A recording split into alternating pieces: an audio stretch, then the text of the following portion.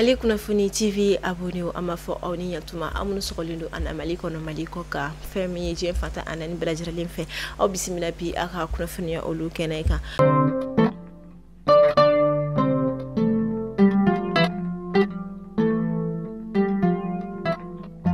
Kunnafoni anga jamana état major général des armées aboraka akunnafoniya da maliyanden kelena belajiralen kuloka ko ka sangani octobre kalo kile muga anani temene samba fla ani muga ani nani konnala ongel du o konnala ka sangani anga jamana fintikila ko ka wuli ka jo koni u koni dankarke karogra dinetikila ma bisaba boyan kula mi yera koni senfe u ye kala gamine chama koni soro u ko wa o kofe u ye u daga yoro chama o koni che o kofe o dugu saje octobre kalo kile muga anduru samba fla ani muga ani fla anga jamana fama ko opération wéré konnala ni ko ni kele garo ka fona pala dugu konnala o fene kara sababu ye ka se ka dankarke karogra dinetikila ma chama konna abita ma tamboyan kula o kofe pikabu sorola o ko fo ka se moto oni kala gamina chama wéré o koni ma o kama anga jamana état major général des armées akoni foli takanye shi anga jamana fintigila ka kengila blajirale makasanganu ka bara o koni kechugo nyuma koni ama fo ala ka anga jamana fintigila ko frasi ala ka basigi se anga jamana kono kando karogra dinetikila ma olu kalo dibila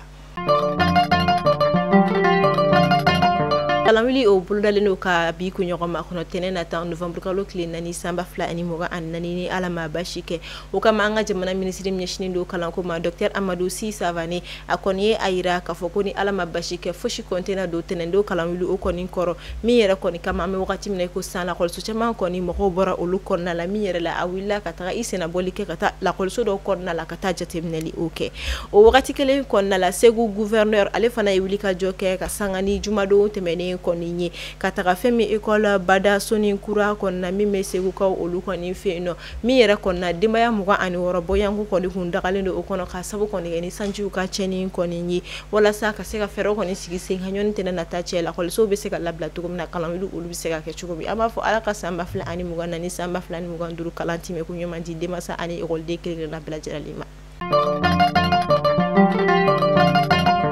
Akunnafoniya dira dogokun temene laban wakati o konna femi Bamako MCA kasoboba gardien olu koni ka secrétaire général ni o koni commandant Mamadou Konate koni ko ale tunna kada kan juma temene ne kan eta ani kile wakati ula abora MCA la kai kunda akasoka femi koni o make kada ka amase so wa abu akunnafoniya maseka don abega wele atika la soro ataka yoro buguna tike kile maseka don o kama na gan koni be mawbe ga do okay ala ka seka segini anyumanye chugo ya mina inga hakilla jigla femi kasoboba gardien olu koni ka secrétaire général yere koni commandant Amadou Konate ni akoni kumete me kuna fundi jad sodo koni sanfela ni okoni jawarani sodo olu koni mina koni abidalo ko chamana ko wala kasuboma konyo olu koni na o ko fe hakoni tunna kama mawbe uyere yinga kori ama fo baldo fo walma ama gino do koni wala ngata koni nga amana ka fe ama fo ala kasegini anyuma ka anyuma do agade mayala anga jamana ministri nyema koro Musa Mara wakati laba ina ayesina bolike kata Fransi jamana konna la tuba bina asila Fransi ayesina bolike kata foyer mi koni beni abifuma ko foyer de vitri yorami koni na akoni sebe koro gena ko sebe amse ka fa gena fa ko wulu koni shu ako mi yere konna abullaka iyere nyini min kara sababu ye mawye janta ku chari bollo sero sanfe mo ko be ka kuma chama koni fo u korola o konna alibi ameto senekota kunnafoniya konna la femi anga jamana marabolo chama kere la munu nga bara bembe senema samia wakati fe ube dama kashilla wa uhamine ndo mi yere konna ube wele bla marabolo nyema mafokata se jamana nyema ukasika fere koni soro ukwa deku mi yere koni te dore abe wakati bo akunnafoniya koni kumeka charika afoko kono de koni jikilino mauka furu konna la mimi ka kisabu ye kuka suma senene umbela jaralen koni che mimi sa ga sabu ye ka samia koni che umbulo mimi na ni baloko gele marabolo konna la fo se jamana nama o kama ameta segu region konna la kerengela la commune beni afuma ko marakani bugu adugu mun beni obe tali ke femi sama ko la jibugu bana koroni fokata se nene bugu bawlef ani jakoro fokata se jofina ma ani numu bugu tenu fokata se dogo bugu koni ma ni dugu dama nunu ne koni ala ke meka gele ya kon taganya shuma mi metali ke ni kono cheni kala do koni o jiglendo uka furu konna la mi me kuka suma shi bela suma sene ne bela jaralene koni la che ubi kuka furu koni che obulo uye fere sugu beke utiga se nya koni soro akonyela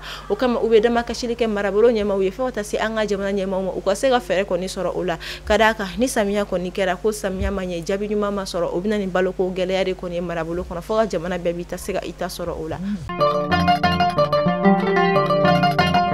an bɛ taa dɔgɔnɔ dugu kunnafoniyaw kɔnɔ na ni wagati na fɛn min ye dɔgɔnɔ dugu kɛrɛnkɛrɛnnen la Bajangara marabolo ma o kɔni bɛ ka damakasili kɛ ka na marabolo ɲɛma olu kɔni ma fo ka taa se jamana ɲɛmaw ma fɛrɛ ka se ka sɔrɔ ka se ka lakana kɔni ko sabati togoya min na Bajangara dugu kɔnɔna la ani dɔgɔnɔ dugu kɛrɛnkɛrɛnnen bɛɛ lajɛlen kɔnɔna la ka d'a kan u ye a yira k'a fɔ ko maa marifatigi bunɛtigɛbaliw kɔni jigila i ka dɔn k'a fɔ u ka dugu kɔnɔna la dɔgɔkun tɛmɛnen kɔnɔna la dɔgɔkun laban wagati olu kɔnɔna kɛrɛnkɛrɛnnen la u ka dugu min kɔni bɛ wele ko Tukare min kɛra sababu ye u ye cɛ ani muso u ye maa caman de kɔni bɔnɛ ani na wa kɔfɛ u y'u ka bagankulu de kɔni dɛndɛ ka taa n'u bagankulu min bɛ taa fɔ 1000 bɔɲanko kɔni na o kama fɛn min ye a dugu sifinnakaw ani maa minnu kɔni bɛ bɔlɔlɔsiraw sanfɛ u ye kunnafoniya in kɔni sɛbɛkɔrɔ cari min yɛrɛ la u bɛ ka damakasili kɔni kɛ an b'a fɔ Ala ka basigi se i kana dɔgɔnɔ dugu kɔnɔ ani an ka jamana fantan a naani bɛɛ lajɛlen fɛ ka an kisi karo gɛlɛn dinɛ tigilamɔgɔw tɔɔrɔ ma Ala ka u fanga o kɔni nagasi.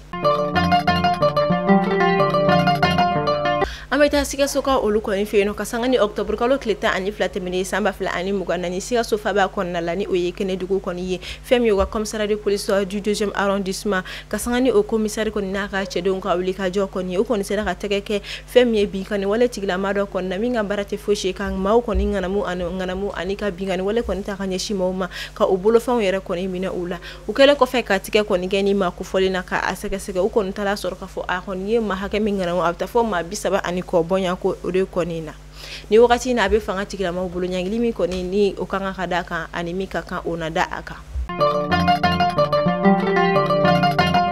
An ka jamana kɔnɔna la a kunnafoni di ko ta binna ko kɔni ka maaw dusuma kasayalen kɔni ka sanga ni a ye animatrice de radio ni o kɔni radio oxygène animatrice dɔ ye min yɛrɛ kɔni kun bɛ émission kɛ ni a bɛ fɔ jɛmukan min ma ko Gorobinɛw ka kɛnɛ ale kɔni taɲana ni o tɔgɔ tɛ dɔwɛrɛ ni a bɛ wele Tanti Safi Balo an b'a fɔ Ala ka barabara dali kɔni nɔgɔya Tanti Safi Balo ye a y'an kɔ keti min na Ala k'o nɔgɔya ani an bɛ taa jɛ min ma Ala k'o nɔgɔya yarabi. An bɛ taa Gawo ka olu fɛ yen nɔ ɲinan samiyaji walankatala kosɛbɛ min ye dekun caman kɔni lase mɔgɔ caman o kɔni ma o kama Gawo jɛkulu min bɛ yen ni a bɛ fɔ a ma ko association de communauté de culture Songo ye ni a bɛ fɔ o kɔni ma ko Irganda olu kɔni ye a laɲini kɛ ka se ka fara ɲɔgɔn kan ka se ka dɛmɛ kɔni kɛ ka ɲɛsin maaw kɔni ma minnu ye u yɛrɛ sɔrɔ dekun kɔnɔna la ka sababu kɔni kɛ ni samiyaji ka cɛnni ye o kama u sera ka wari kasabi min farala ɲɔgɔn kan o de taara jɔ fɔ sefa wari 10,11 bɔɲanko min yɛrɛ kɔni dɛmɛ min na don fɛn min ka dɔn ka fɔ Gawo Burem Bamba ale ni i ka dɔn k'a fɔ a marabolo wɛrɛw ni o ye Gawo marabolo wɛrɛ olu kɔnɔna kɔni ye maa minnu ye dekun sɔrɔ samiyaji ka cɛnni fɛ u ka se k'u boloma dɛmɛ ni a ye fɔlɔ walasa ka se ka wagati la tɛmɛ.